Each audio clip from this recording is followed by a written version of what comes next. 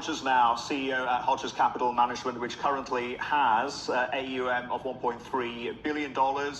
Craig joins us from Dallas, Texas. Craig, great to see you. So it does look like, and I stress look like, the stimulus talks are back on. Should that give us more conviction towards the deeper value cyclical end of the market?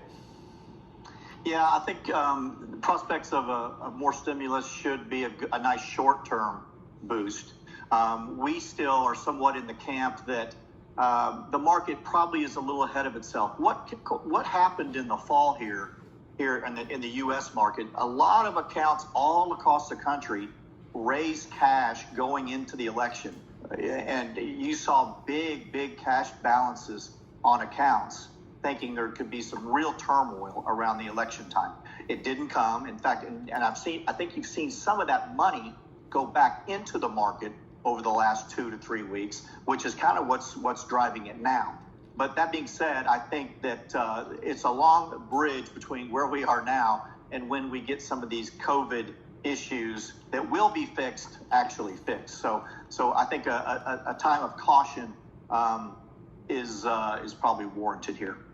Understood, Craig, a time of caution, but should we consider de-risking portfolios given the rising jobless claims and what that's telling us about economic prospects moving forward and this rising COVID case count? I think we should. Yeah, I think that's somewhat prudent. You need a lot more money to go into these risk-on assets in order for them to keep moving at the pace they are.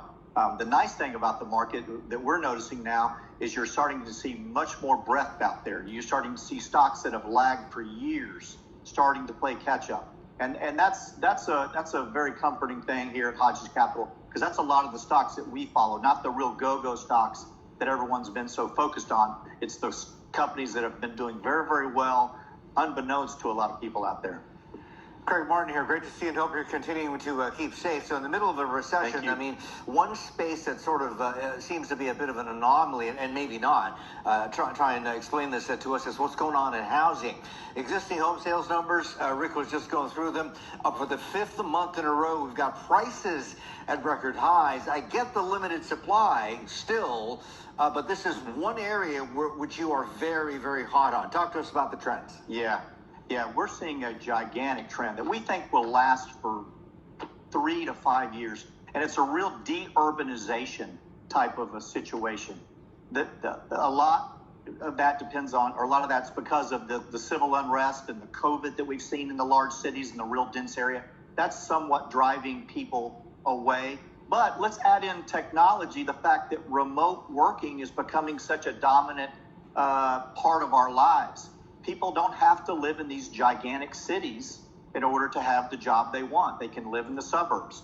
And so when you add in the fact that we have millennials, the largest demographic in history, that are just now getting to the home buying age, they're starting families, they're moving out, they're getting married, and then add in further that we have record low mortgage rates. This is a trend we think will last for a considerable time. And you just don't play it through the home builders. There's so much in that area. You can play it through the home retailers, like the Home Depots and the Lowe's, even mattress companies like a Tempur-Pedic and things like that.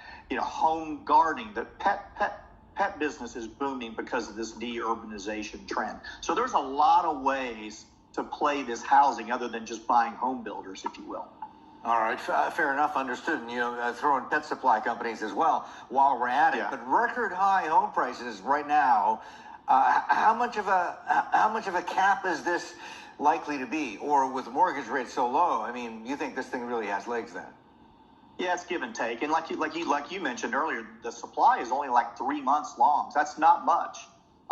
So if we did see a spike in rates like we saw a year ago. And we talked to a lot of the home building companies right after that, and activity just absolutely shut down when rates went up like a point. So if rates will stay in this range, even if you do have some advance in the housing prices, I think it still is going to be pretty meaningful opportunities in the whole housing sector. Craig, just allied to that, just tell us why we shouldn't be throwing out the Peloton machine yet, despite a vaccine on the horizon. Yeah, with the Peloton machine, I can't really necessarily speak to that one because, you know, at some point I think you will